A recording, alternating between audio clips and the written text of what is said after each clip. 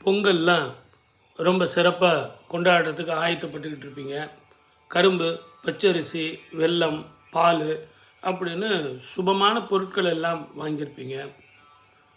இது உழவர்களுக்கான பண்டிகை, இது எல்லாருக்கும் தெரியும். ஆனால் இன்றைக்கி நம்ம பேச போகிற ஒரு டிஃப்ரெண்ட் சப்ஜெக்ட் என்னன்னு கேட்டிங்கன்னா, வீட்டில் பொங்கல் பானை வச்சு பால் ஊற்றி அதில் தண்ணி ஊற்றி பதமாக அந்த பால் பொங்கும்போது இந்த அரிசி எல்லாம் எடுத்துகிட்டு போய் அதில் போட்டு பொங்கலோ பொங்கல் அப்படின்னு சொல்லுவாங்க.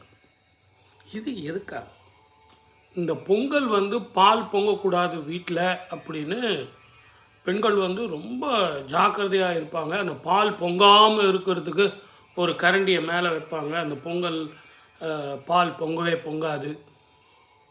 அப்போது வீட்டில் பால் பொங்கினா அபசகுணம் அப்படின்னு சொல்கிறாங்க. ஆனால் இந்த பொங்கல் நாளில் மாத்திரம் பால் பொங்கினா மிகப்பெரிய அதிர்ஷ்டத்தையும் வளர்ச்சியையும் வளமையும் புதிய பயணத்தையும் புதிய வாழ்க்கையையும் புதிய தொடக்கத்தையும் சொல்லி கொடுக்குது. அப்படின்னா இதனுடைய உண்மையான அர்த்தம், இந்த பொங்கலுக்கான விளக்கத்தை நம்ம முதல்ல புரிஞ்சுக்கணும். அவ்வளவு பவித்திரமானது. பால் அப்படின்னாலே சந்திரனுடைய அம்சம் பெற்றது, தாய்க்கு சமமானது, தாயை போன்று நமக்கு உதவுவது. சந்திரன் என்பவன் புத்திகாரகன், இதெல்லாம் கரெக்டாக. ஆனால் இந்த பால் பொங்குறதுக்கு பொங்கலோ பொங்கல்னு கத்துறதுக்கும் அந்த பொங்கலோ பொங்கல்னு வாழ்த்துறதுக்கும் இந்த பால் பொங்கணும்னு சொல்கிறதுக்கும் என்ன காரணம் அப்படின்னா, இது ஒரு சகுன சாஸ்திரம். அன்றைக்கெல்லாம் இந்த பால் வச்சு பொங்கும்போது அது எந்த திக்கில் பொங்குதுன்னு பார்ப்பாங்க.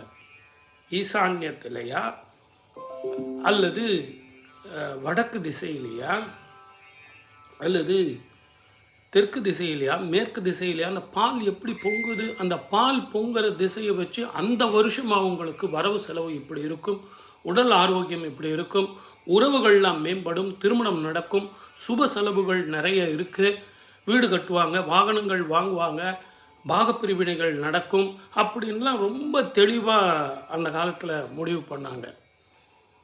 நம்ம வீட்டில் சுபங்கள் நிறைய நடக்குமா அப்படின்னு ஜோதிடர்களை போய் தை மாதம் போய் பார்க்குறதுக்கு முன்னாடியே போகி பொங்கல், பெரும்பொங்கல், மாட்டு பொங்கல், காணும் பொங்கல்னு 4 பொங்கலுக்கு 4 பானை வச்சு பொங்கல் வைப்பாங்க.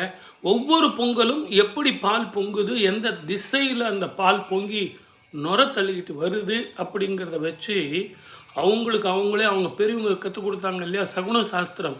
பால் இந்த பக்கம் பொங்குச்சுன்னா இன்றைக்கி உங்கள் வாழ்க்கையே இந்த வருஷம் முழுவதும் நல்லா இருக்கும்பா அப்படின்னு தெம்பாக சொல்கிறதுக்கான விளக்கம்தான் இந்த பொங்கல் விழா. இந்த பொங்கல் விழாவில் சந்தோஷம்